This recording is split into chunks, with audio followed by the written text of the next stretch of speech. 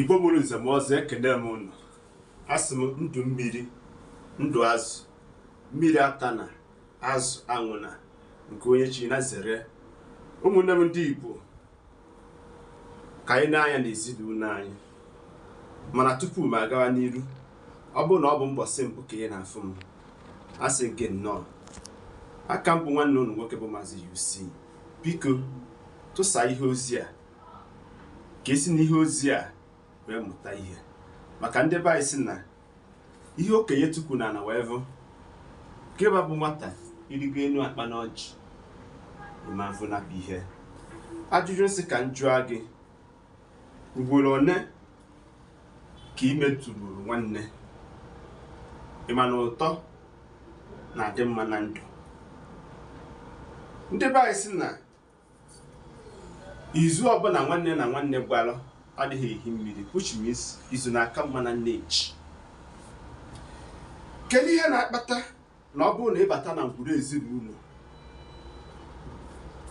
unu ga-adị nwoke na-atọ nwaanyị na-abụ wee biri, unu etoniwe, unu eruo ihe eji nwoke eme, ikekwe ọ bụrụ na ada unu anụgo di, den ụmụ nwanne gị nwoke ebido nụba nwaanyị.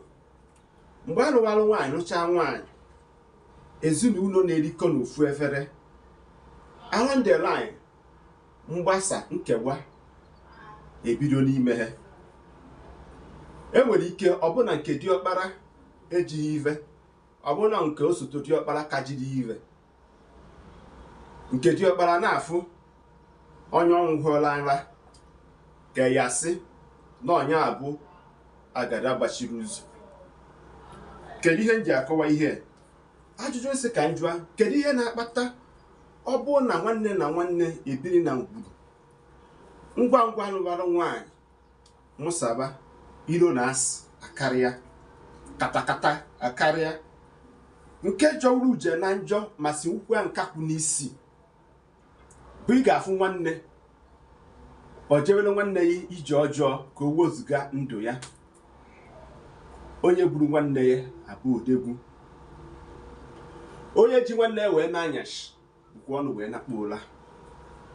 Bue dike bue dike bue dike, mbọsị ọgụ ụlọ ini na-esisi gbapụrụ m ka nna m biri, oruzie ka a gbafụrụ ya, nna ya ebinwu. Ọ gịnị na-ebute ya bụ ive?